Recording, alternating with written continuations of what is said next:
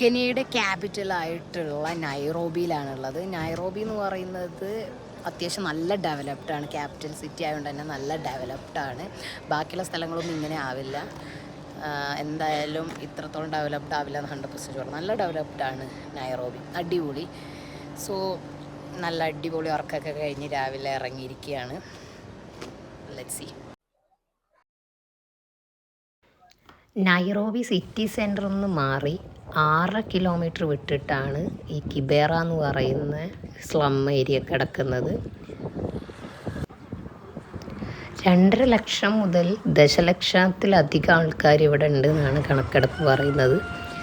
ഇവിടെയുള്ളവർക്ക് ഇലക്ട്രിസിറ്റിയോ വെള്ളം സൗകര്യമോ ഒന്നും തന്നെ ഇല്ല. ഇതിലുള്ള 90% ഏരിയയും ഗവൺമെൻറ്റിൻ്റെ അണ്ടറിൽ വരുന്നതാണ്. ഇതാണ് ലോകത്തിലെ ഏറ്റവും വലിയ ചേരികളിൽ ഒന്ന്. കെനിയയിലെ കിബറ എന്ന് പറയുന്ന ചേരിയാണ് ഈ കാണുന്നത്. ഒരുപാട് 7 ലക്ഷം കണക്കൊന്നുമില്ല, എത്രയോ മനുഷ്യർ ഇവിടെ ജീവിക്കുന്നുണ്ട്.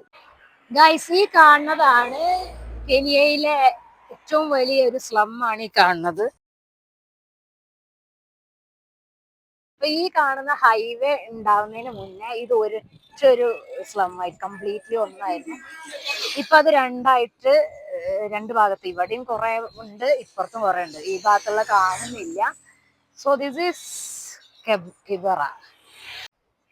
കിബറ സ്ലം എന്ന് പറയുന്നത്. അപ്പൊ ഇവിടെ മൊത്തത്തിൽ ഒരുപാട് മനുഷ്യര് ജീവിക്കുന്നുണ്ട്. എത്രയോ കിലോമീറ്റർ കിടക്കുന്നുണ്ട്. ടോട്ടല് 50 കിലോമീറ്റർ ചതുരശ്ര കിലോമീറ്റർ ഉണ്ടെന്നാണ് അവര് പറയുന്നത്. ഇത്ര ഏരിയ ഉണ്ടത്. കണ്ടോ, ഈ കാണുന്ന മൊത്തം കിബറയുടെ സ്ലം ഏരിയ ആണ് കംപ്ലീറ്റ് കാണുന്നത്. ഈ ഭാഗത്തും ഉണ്ട്, ആ ഭാഗത്തും ഉണ്ട്, അവിടെയുണ്ട്.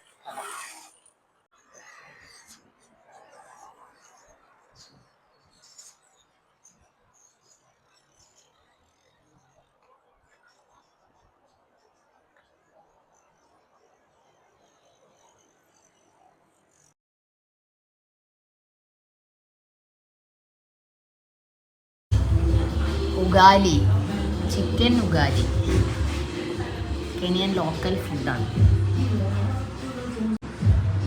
ചോളം പൗഡറാണിത്. ഇതാണ് ഇവരുടെ മെയിൻ ഐറ്റം എന്ന് പറയുന്നത്. കൊള്ളാം, ട്രൈ നോക്കാം.